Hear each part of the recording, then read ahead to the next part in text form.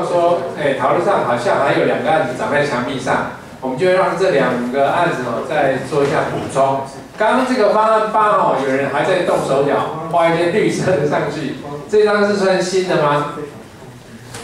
算，好了，来补充一下这两个是什么？待会我们可以交通专家再做一些解惑。好，就刚刚我们陈总还有一些老师有提到，就说那个方案8它的哪边问题会跟方案6一样，是因为照原本的方案其实就这边，因为原本的那个都发局方案就是说它这边不会就是它这边不会发生那个中校西路跟延平南路的车流会题的问题。但是如果变方案8或方案6的话，是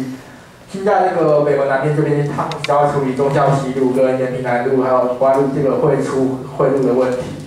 所以我们刚刚想说，我们提出一个折中的调整方案，就是我们把那个都发局的方案1跟它做一个结合，就是我们维持原本都发局方案1的中华路经过一个内弯的巷道去衔接延平南路的这个弯曲的部分。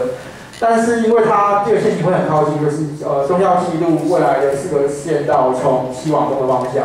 所以我们希望可以在这个都发局的方案1的就是这个弯道跟方案8的这个中校西路4线道中间，我们做一个实体的分隔，把它这个车流分开，就是加一个立体的阻隔，让中校西路跟延平南路的这个转折的车流可以完全独立开来，这样就不会有车流交织的问题。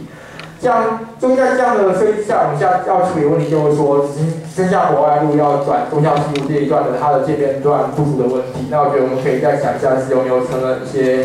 做一些线性的微调，让它可以拉出够长的界边段，这样就可以让这个车的问题把它减少。然后就大概像这样。好，这是对方案8的补充。待会我们再请那个陈总再做一些回应。好，再来刚刚悄的一个方案9，方案9是谁来报告？好，来，好，联想。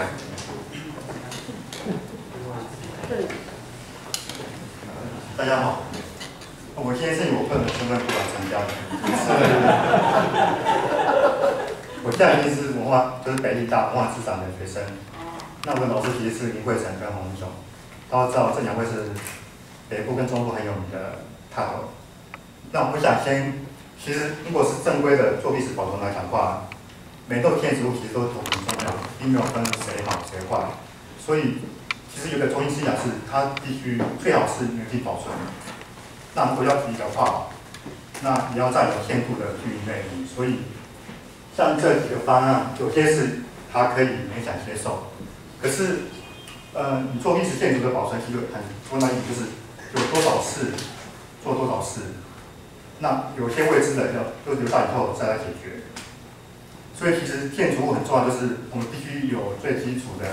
调查测绘，还有历史研究。那为什么说我认为山体跟北门一样重要呢？甚至山体的发展其实对现在台北城反而比北门重要。大家知道，其实北门城墙其实是最近100多年才有的，因为新朝政府过来之后，他为了安全，为了防范盗匪或是漳州、泉州的一些有利的民间人士攻打，所以他才建了这个城墙。其实它的存在顶多只有20-30年的时间，反而因为这样说，所以其实北门跟城墙对台北城的发展其实并没有那么只占1/3重要。如果台北算300年的话，因为关渡宫是300年，所以算300年，北门只有1/3，100年。那接下来就是关于我们被日本统治之后，其实山形因为它跟政府还有算是就是日本还有东南亚的那些经济发展其实是很重要的。早期台北城其实是以淡水河为最主要的交通路线，所以其实北门这条中线其实没那么重要，因为当时的官员其实都是坐船到这边的，到城，所以一开始我们从山体的第1大、第2大、第3大仓库的位置可以发现，这个北台湾怎么从关渡北投士林一直到现在的台北城，所以其实我们可以知道，第1大的山体仓库其实大概在这个位置，因为淡水河到这边，这是第1大。那第二大的位置大概是在这边，就是台北车站的斜对面。那这为什么会存上呢？其实它是一个过渡期，因为在台北车站还没有开始之前，其实有一个北门车站，在这个位置。所以这个存在是因为北门车站的原因才出现的，所以它其实是有点模糊的角色，所以它有半仓库的性质，也有一半是办公室的性质。那第三弹的那个山形是在爬坡的，就是这边吧。所以我们知道，其实山形的位置应该在淡水河最好的位置，因为斜刺河运。再来是北门车站的这个第二弹，还有台北车站前面第二弹，也是最重要的位置，就在对面。那第三弹也是，它在台湾博物馆的对面。其实到山形对后来台北的发展，其实